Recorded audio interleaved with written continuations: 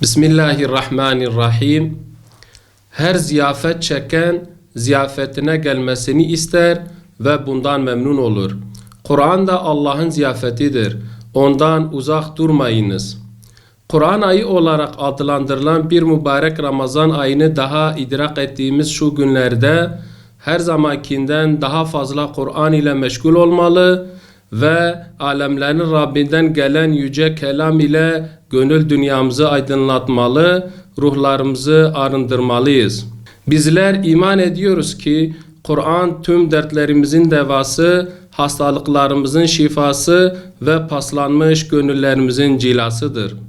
Yüce Rabbimiz, biz Kur'an'dan iman edenler için bir şifa ve rahmet kaynağı olan ayetler indiriyoruz. Zalimlerin de ancak zararını artırır buyurmaktadır.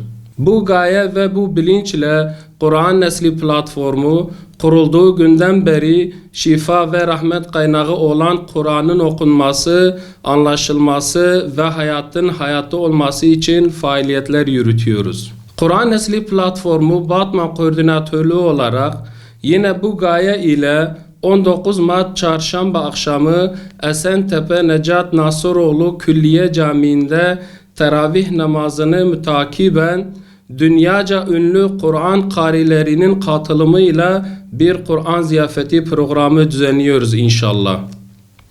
Bu programa 7'den 70'e tüm Batman halkını davet ediyor. Rabbimizden bizlere Kur'an'ı çizgide bir yaşam nasip etmesini niyaz ediyoruz.